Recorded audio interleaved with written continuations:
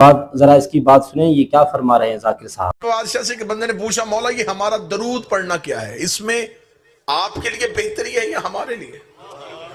امام نے فرمایا تم درود میں پڑھتے کیا ہو؟ وہ کہتا ہم پڑھتے ہیں کہ میرے اللہ تو رحمت بھیج محمد پہ اور محمد کی آل پہ۔ امام نے کہا ایک پانی کا پیالہ بھرو، اس نے پانی کا پیالہ بھرا، امام نے صحابی سے کہا اس کے سر پہ رکھ، اس کے سر پہ رکھا گیا۔ امام نے کہا اس میں اور پانی ڈال، اور پانی ڈالا تو وہ پانی اس کے چہرے پہ آ گیا۔ امام نے کہا یہ ہے تیرے سوال کا جواب۔ اس کا مالک اس میں سوال کا جواب کہاں سے تھا؟ امام نے فرمایا پیالہ پہلے ہی پانی سے پر تھا، اور ڈالا یہ تو تجھ تک پہنچ گیا۔ فرمایا ہم رحمت سے پہلے ہی پر ہیں،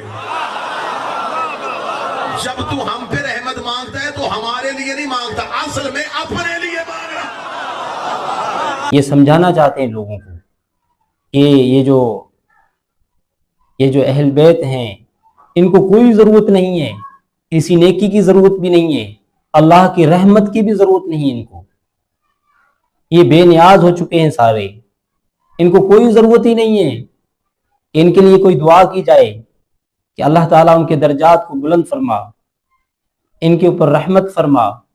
یہ خود کہتے ہیں کہ ان کو کوئی ضرورت ہی نہیں ہے، تو ہمارے نبی صلی اللہ علیہ وسلم کو اتنی ضرورت تھی جب نبی صلی اللہ علیہ وسلم فرمایا کہ میرے اوپر درود کثرت سے پڑھا کرو، قیامت کے دن وہ شخص میرے قریب ہوگا جس نے زیادہ میرے اوپر درود پڑھا ہوگا۔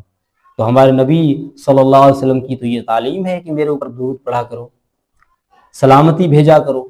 درود پڑھنے کا کیا مقصد ہے؟ درود پڑھنے کا یہ مقصد ہے کہ ہم جو درود پڑھتے ہیں، سلام بھیجتے ہیں، اس کا مقصد یہ ہے کہ اللہ تعالیٰ ہمارے نبی صلی اللہ علیہ وسلم کے اوپر اور ان کی آل کے اوپر سلامتی نازل فرما۔ ایسی ہستی سے کوئی بے نیاز ہو سکتا ہے؟ کیا انسان کبھی بے نیاز ہو سکتا ہے اس ہستی سے، اس ذات سے جو خود بے نیاز ہے؟